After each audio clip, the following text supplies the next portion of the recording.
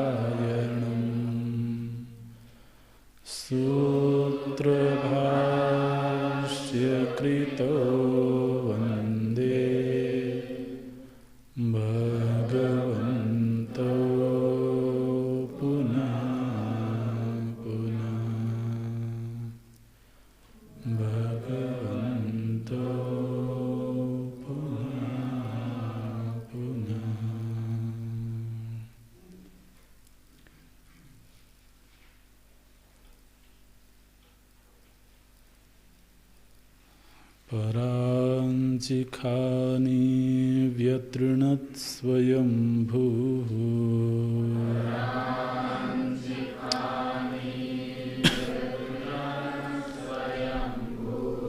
तस्मात् परां पश्यति नान्तरात्मन्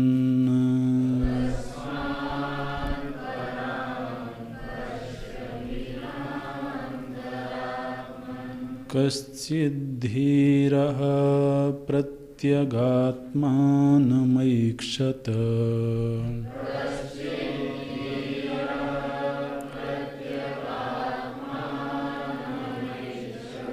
आवृत्तचक्षुरमृतत्वमिच्छन्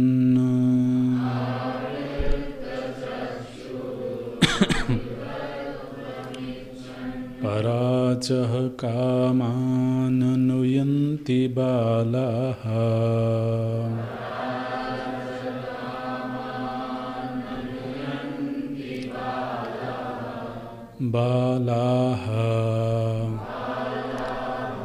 ते मृत्योर्यन्ति विततस्य पाशम्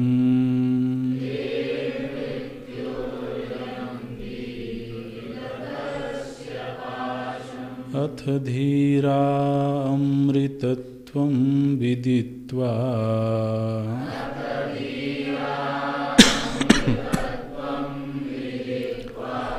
ध्रुवमध्रुवेष्विह न प्रार्थयन्ते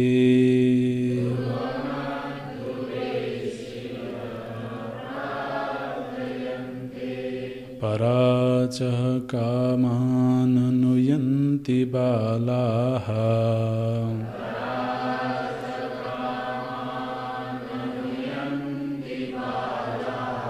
ते मृत्योर्यन्ति विततस्य पाशम्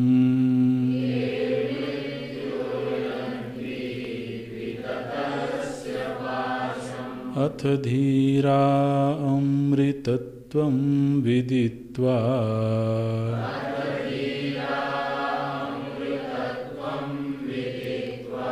ध्रुवमध्रुवेष्विह न प्रार्थयन्ते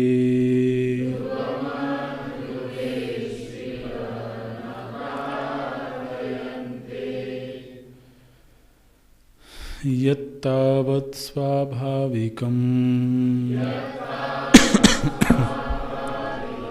परागेव अनात्मदर्शनम्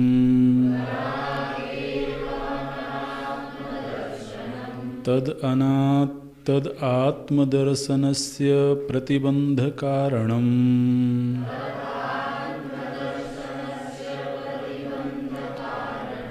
अविद्या तत्प्रतिकूलत्वात् या च पराक्षु एव अविद्योपदर्शितेषु दृष्टादृष्टेषु भोगेषु तृष्णा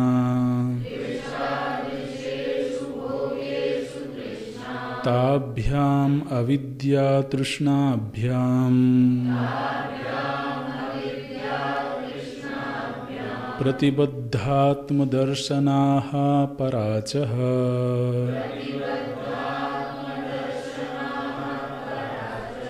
बहिर्गतानीव कामान् काम्यान् विषयान् अनुयन्ति अनुगच्छन्ति बालाः अल्पप्रज्ञाः ते तेन कारणेन मृत्योः अविद्या कामकर्मसमुदायस्य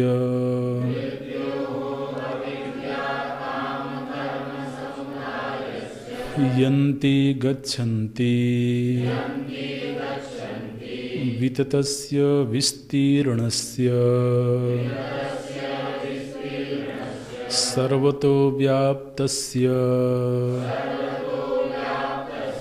पाशं पाश्यन्ते बध्यन्ते येन तं पाशं देहेन्द्रियादिसंयोगवियोगलक्षणम्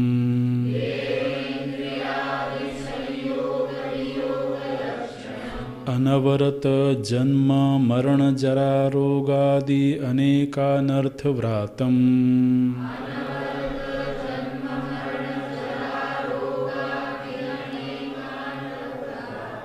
प्रतिपद्यन्ते इत्यर्थः। यत एवं अथ तस्माद्धीराः विवेकिनः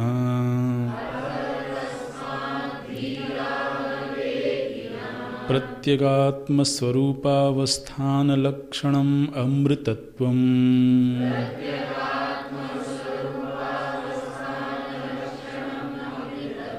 ध्रुवं विदित्वा देवादि अमृतत्वं हि अध्रुवम्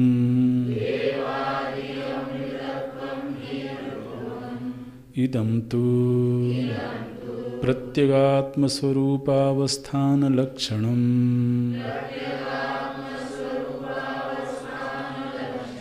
न कर्मणा वर्धते कनीयान् इति ध्रुवम्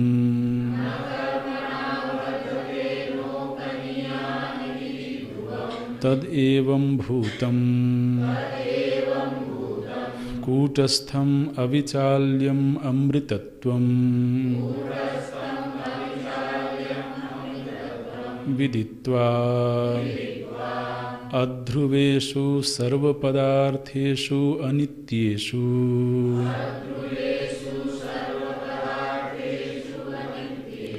निर्धार्य ब्राह्मणाः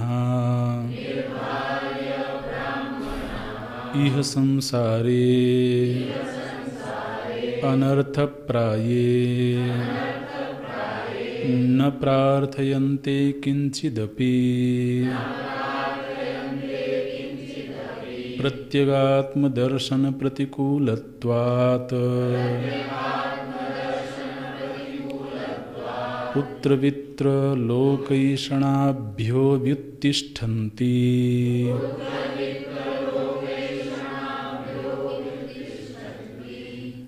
एवं इत्यर्थः व्युत्तिष्ठन्ति एव इत्यर्थः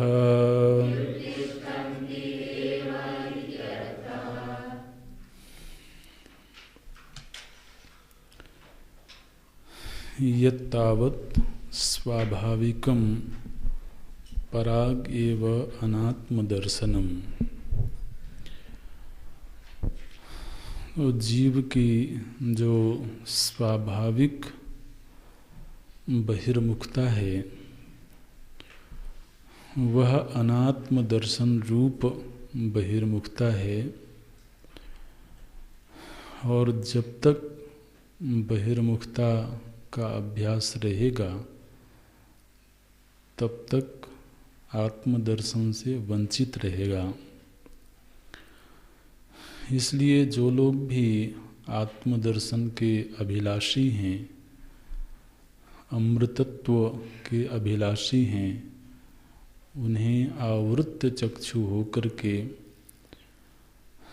आत्मदर्शन के लिए प्रयत्न करना चाहिए। लेकिन जो ऐसा नहीं करते हैं, जो आत्मदर्शन के लिए कोई प्रयत्न नहीं करते हैं, उनकी क्या स्थिति होती है? बोलते हैं कामान अनुयंती। ऐसे जो लोग हैं वो कामनाओं के पीछे ही दौड़ते हैं, अनुयंती अनुगच्छन्ति।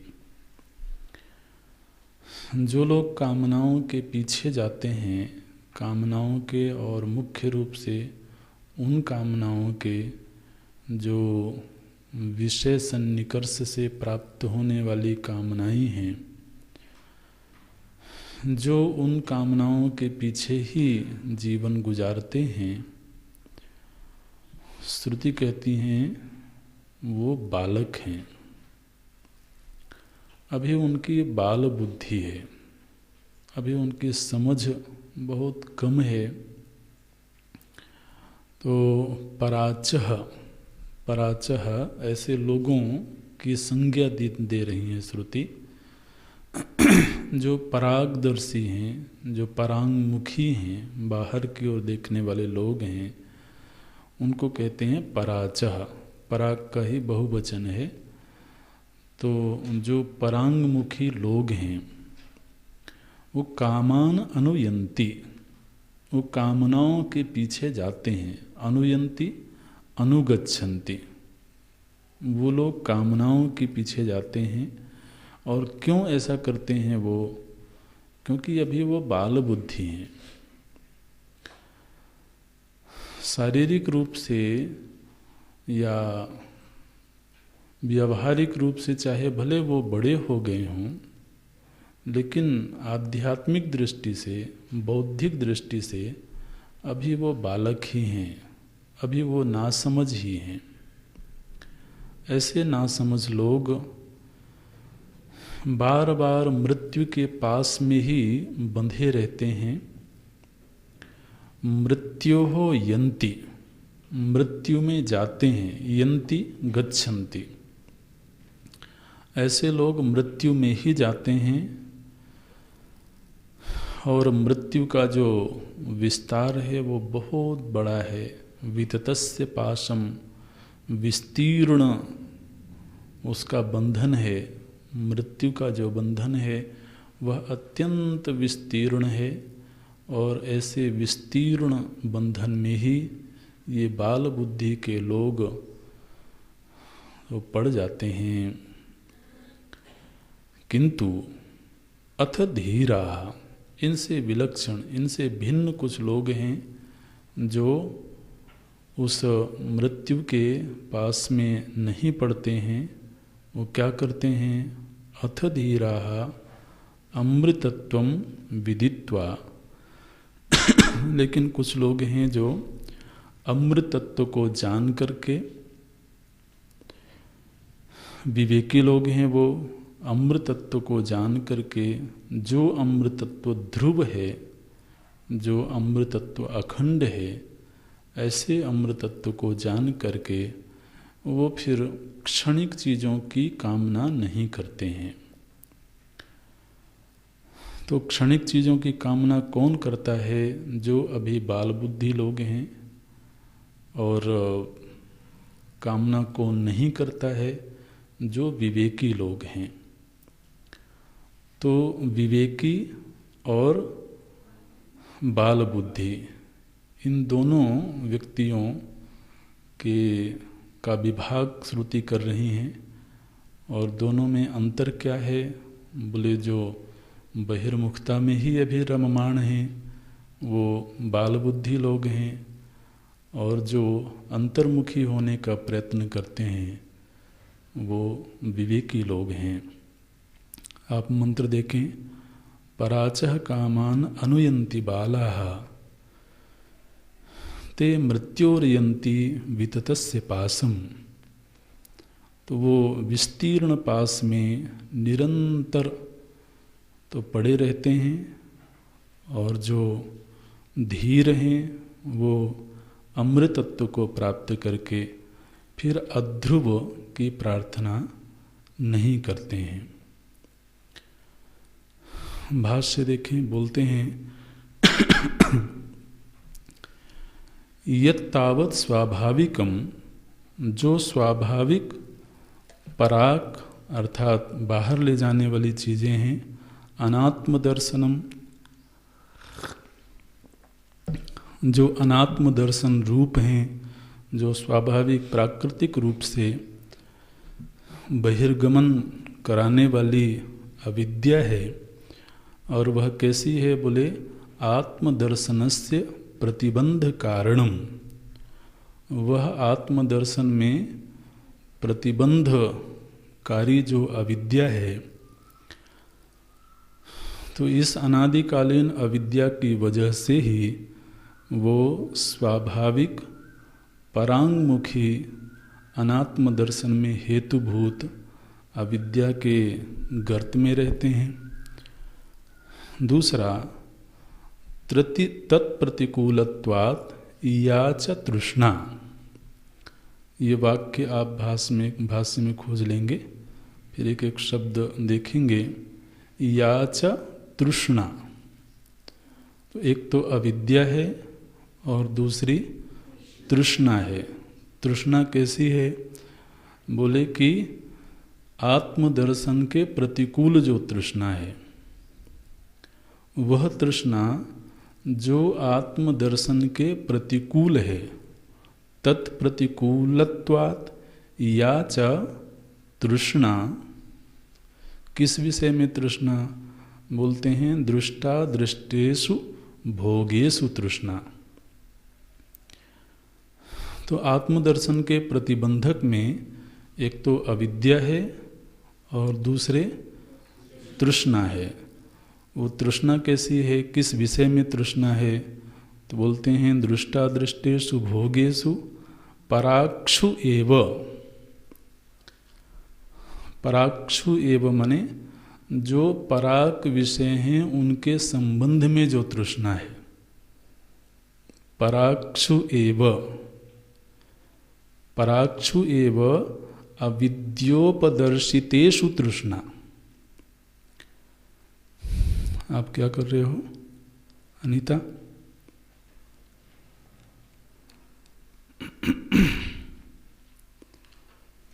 जब हम मंत्र देखने के लिए कह रहे हैं तो आप लिख रहे हो।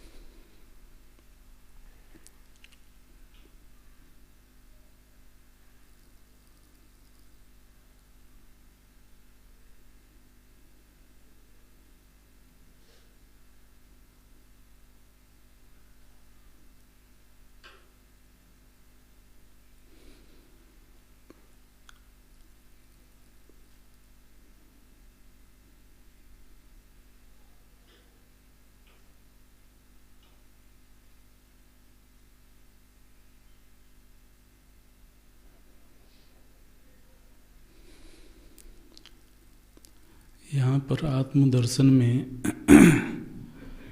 दो प्रतिबंधों की ओर भगवान भाष्यकार संकेत कर रहे हैं। एक तो अविद्या है, जो अविद्या अनादि काल से हम सभी को प्राप्त है और वह प्रतिबंध का कारण है।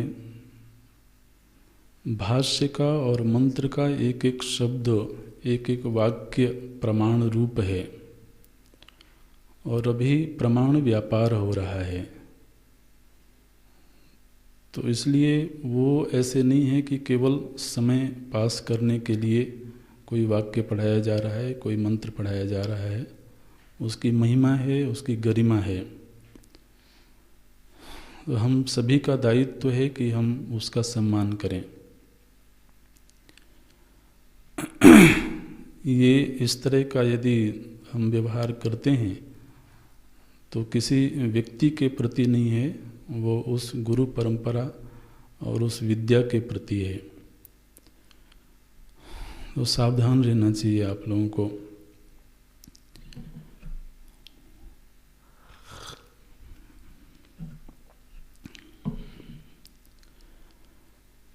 प्रतिबंध कारणम अविद्या। दूसरा, अविद्या तो अनादि काल से है, लेकिन साथ ही साथ जो विषयों की तृष्णा है, और वह तृष्णा किस विषय में है? बोले दृष्टा दृष्टेषु भोगेषु तृष्णा। दृष्ट का अर्थ होता है जो विषय हमारे सामने हैं, जिनको प्रत्यक्ष रूप से हम भोगते हैं, और कुछ विषय ऐसे हैं जो आज हमारे सामने नहीं हैं, किंतु हम सुनते हैं उनके विषय में, वहाँ पर ऐसा भोग है, उसकी प्राप्ति में ये सुख है। तो आज के दिन वो उपलब्ध नहीं हैं, लेकिन उनके विषय में हमने सुना है, दूसरों से सुना है। स्वर्गादि के विषय में हमने शास्त्रों से सुना है। तो ऐसे जो श्रुत और दृष्ट भोग हैं उनमें तृष्णा पैदा होती है। ये तृष्णा किसके संदर्भ में है? बोले पराक्षु एव, पराक्षु एव, ये सप्तमी बहुवचन में बना है। बाहर की विषयों में पराक्षु एव, और बाहर के विषयों में तृष्णा कैसे आई? बोलते हैं अविद्योपदर्शितेषु, अविद्या से दर्शित वो तृष्णा है। तृष्णा दो तरीके से पैदा होती है। एक तो जब हम किसी चीज़ का उपभोग करते हैं तो उपभोग करने से भी उसके संस्कार बनते हैं, और वो संस्कार नई से नई तृष्णाओं को जन्म देते हैं। और दूसरा, वो चाहे भले भविष्य में दुखद हो, लेकिन अज्ञान की वजह से भी उन विषयों की तृष्णा बन जाती है। तो अविद्योपदर्शितेषु, अविद्या से उपदर्शित जो भोग हैं उनके विषय में जो तृष्णा है, तो ऐसे ताभ्याम अविद्या तृष्णाभ्याम, उस अविद्या और तृष्णा इन दोनों के द्वारा प्रतिबद्ध आत्मदर्शनाः पराचः। ये पराचः शब्द की व्याख्या के लिए भगवान भाष्यकार ने ये व्याख्या करी। पराचः कौन है? बोलते हैं जिनका आत्मदर्शन प्रतिबंधित है। प्रतिबद्ध आत्मदर्शनाः, ये बहुवचन में है। ऐसे लोग जो आत्मदर्शन से वंचित हैं, जिनका आत्मदर्शन प्रतिबंधित है। और आत्मदर्शन प्रतिबंधित कैसे हुआ? अविद्या तृष्णाभ्याम, अविद्या और तृष्णा की वजह से। ध्यान रखें, ये किसी और की बात नहीं हो रही है, ये सीधे हमारी बात हो रही है, मेरी बात हो रही है।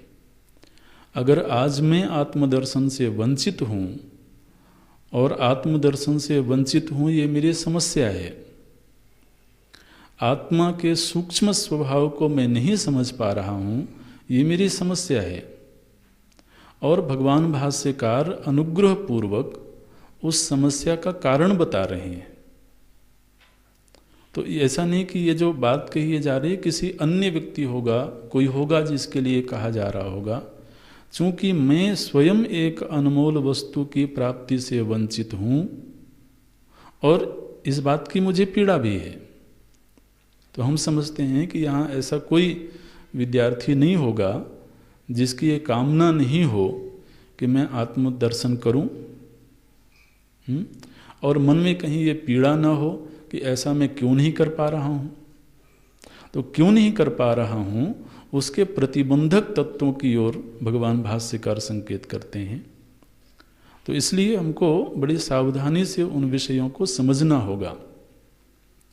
हम उससे पार निकलने में कितने समर्थ होते हैं ये तो समय की बात है, लेकिन एटलीस्ट हमें मालूम हो कि ये पास हैं, ये बंधन हैं जिन्होंने मुझे प्रतिबंधित कर रखा है उस सूक्ष्म वस्तु में प्रवेश करने में। तो ये दो प्रतिबंध हैं, अविद्या तृष्णाभ्याम, प्रतिबद्ध आत्मदर्शनाः, आत्मदर्शन से प्रतिबंधित हो गए। पराचः, ऐसे जो पराचः लोग हैं वो क्या करते हैं? बोले बहिर्गतान एव कामान काम्यान विषयान अनुयंती अनुगच्छन्ति। ऐसे जो पराचः लोग हैं वो जो काम्य विषय हैं, कामनाओं को पुष्ट करने वाले जो विषय हैं, ऐसे विषयों में ही वो निरंतर भ्रममाण रहते हैं। बहिर्गतान, बाहर मिलने वाले विषय हैं, और उन्हीं में ही आदमी दौड़ता है और अनादि काल से दौड़ते ही चले जा रहे हैं। आज भी महाराज वो दौड़ रुकती नहीं है। तो बोलते हैं अनुगच्छन्ति। ऐसा कौन करते हैं? बोले बालाः अल्पप्रज्ञाः। अब देखिए, भगवान भाष्यकार की दृष्टि में जो अल्प प्रज्ञ हैं दुनिया की दृष्टि में महाराज वो बहुत बड़े लोग भी हो सकते हैं, महाप्रज्ञ हो सकते हैं, महाप्राण हो सकते हैं, लेकिन आत्मदृष्टि की क्षेत्र में अगर देखें तो वो बाल आहा, माने सीधा सीधा निर्णय है कि जबकि श्रुति ने एक सत्य उद्घाटित किया कि बहिर्मुखता जीवन का समाधान नहीं है, अंतर्मुखता सत्य का मार्ग है, ये श्रुति ने बताया। और श्रुति को हम प्रमाण मानते हैं, ठीक वैसे ही जैसे दृश्य के संदर्भ में नेत्र प्रमाण है। तो नेत्र की कही हुई बात को नकार करके, देखिए बाल बुद्धि कब आती है, बाल बुद्धि कब कहा जाता है कि जब हम नेत्र के सामने एक चीज़ दिख रही है और उसको हम उस रूप में स्वीकार नहीं करना चाहते, और उसी दृश्य के विषय में हम कोई काल्पनिक बोध चाहते हैं, तो क्या हुआ, प्रत्यक्ष के विषय में जो प्रमाण है उस प्रमाण को हमने अस्वीकार कर दिया, और उस प्रत्यक्ष के विषय में जो प्रमाण है ही नहीं उसको हम प्रमाण मान करके और फिर उसकी तलाश करें। अब इसको बाल बुद्धि नहीं कहेंगे तो और क्या कहेंगे। तो श्रुति ने एक प्रमाण दिया हमारे सामने कि यदि तो हमें स्थायी सुख की तलाश है, स्थायी शांति की तलाश है, तो वह पराक नहीं है, प्रत्यक है। और ऐसा जानते हुए भी जब हमारी वृत्ति परांगमुखी ही रहे तब श्रुति क्या कहेगी, अभी बालक है, अभी बालक है। लेकिन अनुग्रह तो ये है श्रुति का कि बालक कहती हैं फिर भी समझाती हैं, नहीं तो उपेक्षा कर दें, अभी बालक है तो अभी क्यों समझाना है इसको, बाद में जब बड़ा हो जाएगा तब देखेंगे। लेकिन वो बड़ा भी तभी होगा जब धीरे धीरे उसको समझाते रहेंगे, इसलिए बोलती हैं बाला। ऐसे जो बालक हैं अल्प प्रज्ञा तेन कारणेन मने उसी प्रतिबद्ध आत्मदर्शन की वजह से मृत्योः अविद्या काम कर्म समुदायस्य यन्ति गच्छन्ति, उसी प्रतिबंध की वजह से वो मृत्यु में निरंतर प्रविष्ट होते रहते हैं। अनुगच्छन्ति यन्ति गच्छन्ति, मृत्यु का क्या रूप है, बोलते हैं अविद्या काम कर्म समुदायस्य। ये जो अविद्या काम और कर्म का समुदाय है यही अविद्या रूप है। ऐसे अविद्या रूप काम कर्म के समुदाय में मृत्यु में यन्ति गच्छन्ति, माने श्रुति ये नहीं कह रही हैं, भाई ये तो कह सकती थी ना कि जन्म से जन्म में जाता है, लेकिन कह क्या रही हैं,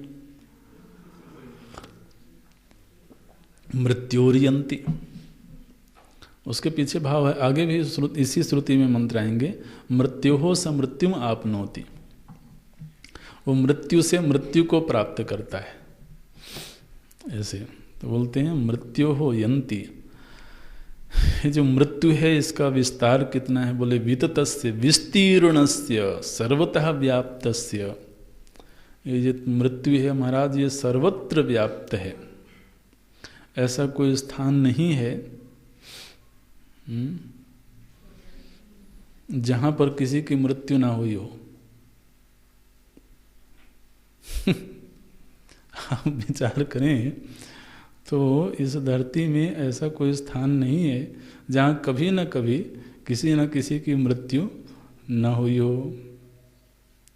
ऐसा कोई काल नहीं है जिस काल में किसी न किसी की मृत्यु न हो रही हो।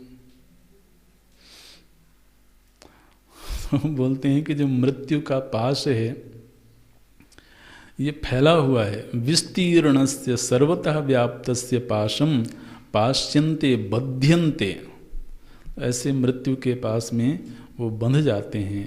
तेन तम ये न तम पाशम, जिस पाश में बंध जाते हैं, कैसा है वो पास? बोले देहेन्द्रियादि संयोग वियोग लक्षणम।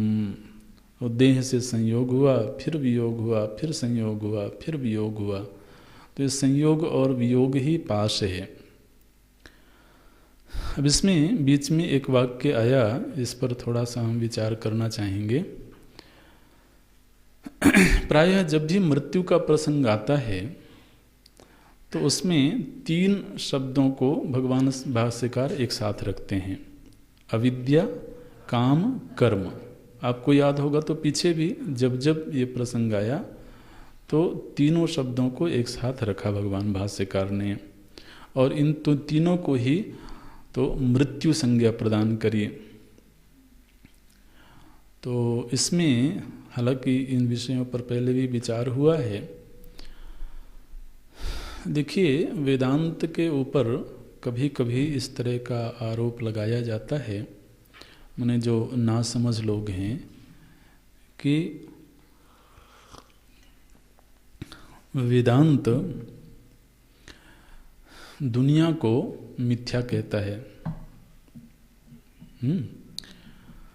और मिथ्या कहता है यहाँ तक तो ठीक है, लेकिन ये मन का प्रक्षेप कहता है, मेंटल प्रोजेक्शन, इस तरह से भी कहीं कहीं पर बातें कही जाती हैं कि दुनिया क्या है, बोले मन की कल्पना है। इस तरीके से वेदांत में आते हैं इस तरह के प्रसंग। तो इस तरह से लोग आरोप लगाते हैं कि वेदांत तो दुनिया को मन की कल्पना कहता है।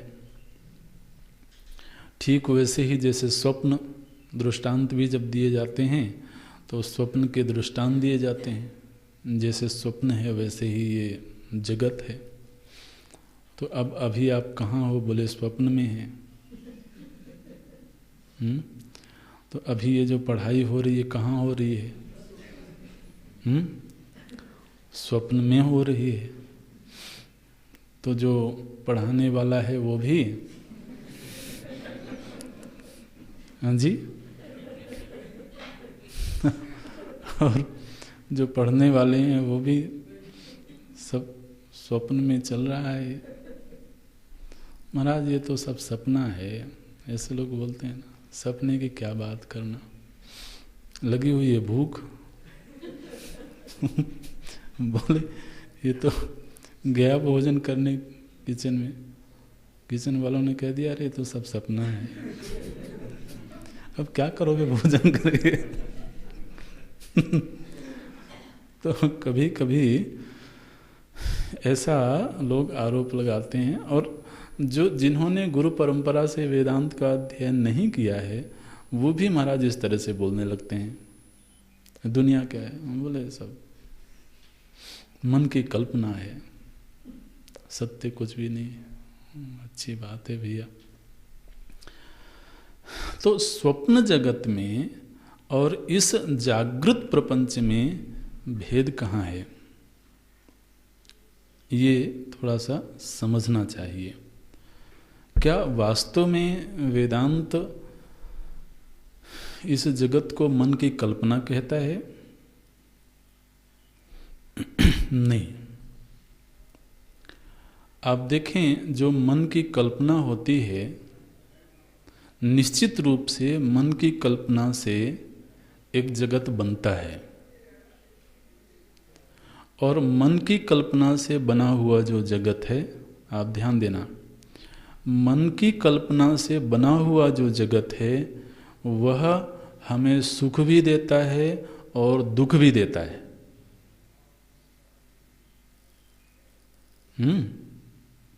हमने एक घटना के विषय में कल्पना करी जिसको मनोराज्य बोलते हैं। मनोराज्य समझते हैं ना आप? बैठ करके हम कोई कल्पना कर रहे हैं, एक घटना की कल्पना कर रहे हैं। वो घटना भूत में घटी हो कि नहीं घटी हो, या भविष्य में घट सकती हो, नहीं भी घट सकती हो, लेकिन हम मन में कल्पना कर रहे हैं।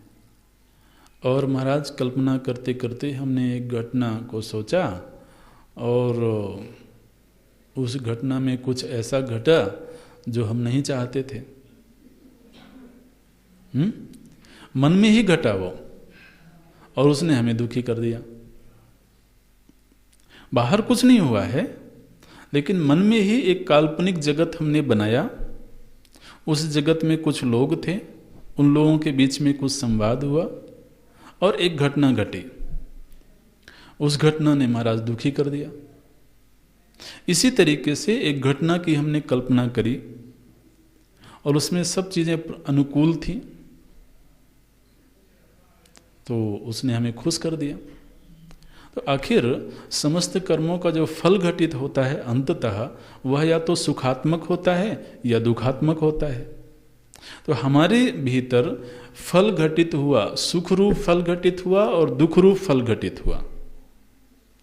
और कभी कभी तो महाराज कोई लोग मनोराज्य करने में ज़्यादा कुशल होते हैं, तो वो मनोराज्य करते करते मन में जो कल्पना बनी, चित्त कहीं उसको सत्य रूप में स्वीकार कर लेता है। अब हमारा चित्त बिल्कुल उसको तर्क सम्मत कह देगा कि नहीं ये सत्य है। ये बुद्धि की ऐसी प्रकृति है। तो मन से जो, मन का जो प्रोजेक्शन है, मन से जो कल्पना किया गया जगत है, वो जगत भी होता है, वो जगत भी सुख दुख देने में समर्थ है। और उस कल्पना से बनाए हुए जगत के भी संस्कार पड़ते हैं और वो संस्कार स्वप्न में फिर नए जगत का निर्माण करते हैं। तो कभी कभी हम कहते हैं कि मैंने कल्पना करी थी और स्वप्न में जाकर के वो चीज साकार हो गई। ऐसे होते हैं ना। तो माने ये जो मानसिक जगत है, इसमें वो सारी सामर्थ्य है जो हमें प्रत्यक्ष जगत में दिखाई देती है। लेकिन जो मन से कल्पना किया हुआ जगत है उसका रूप अलग है, और जो प्रत्यक्ष में दिख रहा जगत है उसका रूप अलग है। अंतर कहाँ हो गया? बोले मन से जो बनाया हुआ जगत है उसमें कर्म की कोई भूमिका नहीं है। उसमें हमने कर्म नहीं किया। ठीक, हमने मन से एक घर बनाया, तो घर तो बनाया, लेकिन उस घर के निर्माण में हमने कोई कर्म नहीं किया। ठीक, इसलिए कर्म का वहां सहयोग नहीं होने से मन के द्वारा बनाया हुआ जो घर है उसकी आयु बहुत सीमित होती है। ये जो प्रत्यक्ष में दिख रहा जगत है, निश्चित रूप से इस जगत में जो कुछ हमने बनाया है उसको बनाने से पहले हमने उसकी कल्पना करी, एक रेखा चित्र बनाया कि ऐसे बनाएंगे। फिर वो जो मन से कल्पना करके हमने एक चीज बनाई उसको फिर कर्म का रूप सहयोग दिया। तो मन से बनाई हुई चीज को जब हमने कर्म से रंग दिया तो वो जो निर्माण है उसकी आयु बढ़ गई। ठीक है ना। तो इसलिए पहले अविद्या है, अविद्या ने एक कल्पना को जन्म दिया, उसको बोलते हैं काम, और फिर कर्म हुआ। तो हमें बाहर किसी चीज के निर्माण की जरूरत कब पड़ी? जबकि हमारे अंदर आत्मज्ञान नहीं था। तो अज्ञान ने ही अतृप्ति को जन्म दिया। ठीक, और फिर उस अतृप्ति से कामना पैदा हुई, और उस कामना को पूरा करने के लिए हमने कर्म किया। तो ये अविद्या, काम और कर्म, इन तीनों का साहचर्य है, और इन तीनों के साहचर्य से ही ये जागृत जगत का निर्माण होता है। इसलिए जो ये कभी प्रश्न किया जाता है कि जो स्वप्न का जगत है उसकी उम्र तो बहुत कम है, और स्वप्नबद्ध जब इस जगत को कहा जाता है तो इस जगत की आयु तो बहुत ज़्यादा है।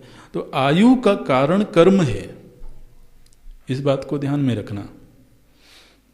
कर्म का जब परिपाक होता है तो उसके 3 फल बताए गए योग दर्शन में, आपको बताया होगा हमने पहले। सति तद्विपाके जाति आयु भोगाः। कर्म का जो विपाक होता है, उसका जब परिपाक होता है तो उसके फल 3 रूपों में प्रकट होते हैं। जाति माने वो जो करता है उसको कहाँ जन्म मिलेगा, और जहाँ जन्म मिलेगा वहाँ उसकी फिर आयु कितनी होगी, और उसको कौन से भोग मिलेंगे। तो आज के दिन जिनकी भी आयु जितनी है उस आयु का हेतु है कर्म। तो ये जो जागृत में दिख रहा प्रपंच है, यह हमें कल भी वैसा ही दिख रहा था, आज भी वैसा ही दिख रहा है और कल भी वैसा ही दिखेगा, क्योंकि इसकी जो आयु है ये लंबी है। और आयु लंबी क्यों है? क्योंकि ये कर्मजन्य है। लेकिन जो मन से बनाया हुआ जगत है वह केवल मन के द्वारा निर्मित है, उसमें कर्म का सहयोग नहीं है। तो इसलिए इसको केवल मनोराज्य कहना ये ठीक नहीं है, वेदांत से नहीं कहता है। जिस धरातल का जो हेतु है वो उस हेतु को पूरी तरह से स्वीकार करता है। तो इस तरह से ये मृत्यु हो, ये जो मृत्यु रूप है इसमें तीनों ही चीज़ें हैं, अविद्या है, फिर काम है, फिर कर्म है। इसका विस्तीर्ण पास है, और इस विस्तीर्ण पास का क्या रूप है? बोले शरीर मिलता है, फिर छूट जाता है, फिर मिलता है, फिर छूट जाता है। देहेन्द्रियादि संयोग वियोग लक्षणम अनवरत जन्म मरण जरा रोगादि अनेक अनर्थ व्रातम प्रतिपद्यन्ते इत्यर्थः। पाश में बंध जाते हैं माने क्या? बोले अनवरत निरंतर जन्म हुआ, मरण हुआ, जन्म मरण के बीच में जरा आई और रोग आया। महाराज अच्छी अच्छी चीज़ें भी तो आती हैं भाई, जन्म और मृत्यु के बीच में कुछ अच्छी चीज़ें भी आती हैं, लेकिन ये हमारे भगवान भाष्यकार तो उन चीज़ों का नाम ही नहीं लेते हैं। तो कई बार ये प्रसंग आ चुका, जन्म मरण। जन्म तो फिर भी थोड़ा ठीक लगता है, हर साल कम से कम मनाते हैं उसको।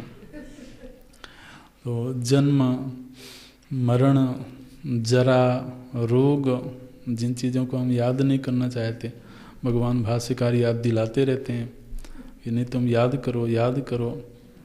जरा रोग आदि अनेक अनर्थ व्रातम, जो अनर्थ समुदाय है, व्रात माने समुदाय, ये जो सारे अनर्थों का समुदाय है इसको ही प्राप्त हो जाते हैं।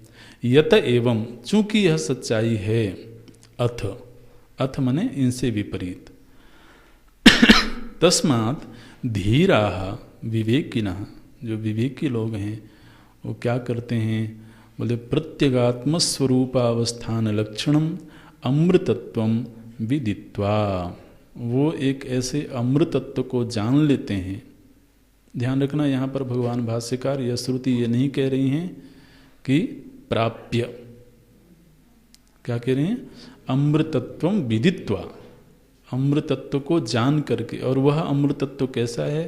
बोले प्रत्यगात्म स्वरूपावस्थान लक्षणम अमृतत्वम।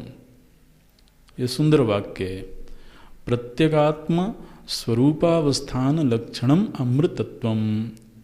और ऐसा जो अमृत है यही ध्रुव है। अमृतत्व का अर्थ अब आप जानते हैं। प्रत्यगात्मा को अमृतत्व क्यों कहा जाता है? कोई बोल सकता है? जो स्वाभाविक है, निर्णय मित्तिक है। तो इसलिए यह स्वरूपावस्थान लक्षण जो अमृतत्व है ये ध्रुव है, और ऐसे ध्रुव तत्व को जान करके विदित्वा भगवान भाष्यकार कहते हैं कि कुछ लोग तो देवलोक में भी अमृत है ऐसा कहते हैं, देवताओं को भी अमृत मिलता है। बोले हाँ देवताओं को मिलता है, लेकिन वो ध्रुव नहीं होता है। क्या बोलते हैं? देवादि अमृतत्वम ही अध्रुवम। देवताओं को मिलने वाला जो अमृत है, महाराज मोहिनी का रूप धारण करके प्रभु जी ने अमृत का वितरण किया था, और उसी अमृत का पान करके देवता लोग अमर हो गए, तो उनको अमर कहा जाता है। लेकिन भगवान ने जिस अमृत का वितरण किया था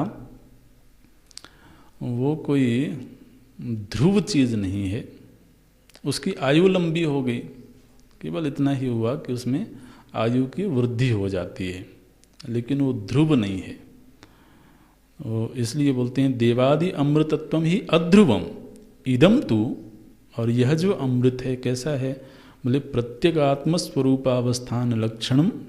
यह जो अमृत है, श्रुति ने कहा है न कर्मणा वर्धते नो कनीयान। इस अमृत तत्व की कर्म के द्वारा ना तो वृद्धि होती है और न ही इसका क्षय होता है, इसलिए यह ध्रुव है। तद एवं भूतम कूटस्थम अविचाल्यम अमृतत्वम विदित्वा। यह जो कूटस्थ है, कूटस्थ माने कूटवत स्थितः, जो कूट की भांति स्थिर है, अविचाल्य है, ऐसे अमृतत्व को जान करके फिर अध्रुवेशु सर्व पदार्थेषु अनित्येषु, जो क्षणिक बाह्य पदार्थ हैं उन सभी बाह्य पदार्थों में फिर उसकी कोई कामना नहीं रह जाती है। ये फलश्रुति बता रहे हैं। अध्रुवेशु सर्व पदार्थेषु अनित्येषु निर्धार्य ब्राह्मणाः इह संसारे अनर्थ प्राये न प्रार्थयन्ते। तो जब एक बार उस ध्रुव अमृत तत्व की प्राप्ति हो गई तो फिर ऐसा होने पर वो पुनः जो क्षणिक पदार्थ हैं उनकी वो प्रार्थना नहीं करता है। किंचिदपि प्रत्यगात्म दर्शन प्रतिकूलत्वात्। क्योंकि ये जो बाहर के विषय हैं ये सब प्रत्यगात्म दर्शन के प्रतिकूल हैं, अमृत की प्राप्ति में बाधक हैं, इसलिए वह उन चीज़ों को पाने की कामना नहीं करता है। अच्छा, वो बाहर की चीज़ें क्या हैं? बोलते हैं पुत्र, वित्त, लोक।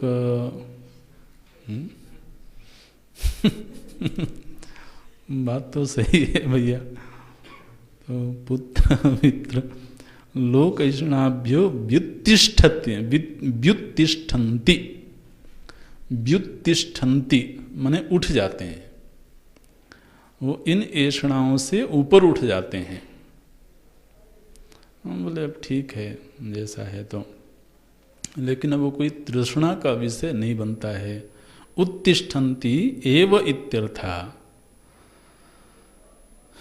वो बाह्य ऐषणाओं से वो महाराज पूरी तरह से विरक्त हो गए और अब प्रत्यगात्म स्वरूप जो अमृतत्व है उसी की प्राप्ति के लिए वो प्रयत्नशील हो गए। ये कौन लोग हैं? नते बालाः।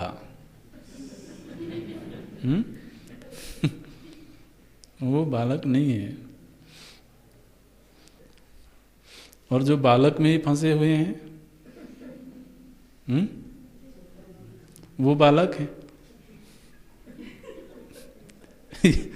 ये ठीक है ना संगति? पुत्र वित्र लोक ऐषणाभ्यो व्युत्तिष्ठन्ति एव लगा दिया महाराज भगवान भाष्यकार ने। वो फिर कभी कभी वापसी हो जाए ऐसे नहीं, व्युत्तिष्ठन्ति, बस उठ गए तो उठ गए। क्योंकि एक बार अमृत तत्व की प्राप्ति हो जाए तो उसके बाद में फिर मरण धर्मा की इच्छा क्यों होगी। तो इस तरह से ये जो दो मंत्र हैं ये आप कह सकते हैं कि साधन रूप हैं, आप कह सकते हैं कि ये सावधानी के लिए हैं, और अगले मंत्र से वो तत्व का उपदेश करते हैं। यहाँ पर प्रायः कई मंत्रों में, लगभग 7 मंत्रों में आप समझिए तो एक शब्द, एक वाक्य आता है एतत वैतत, एतत वैतत, एतत वैतत।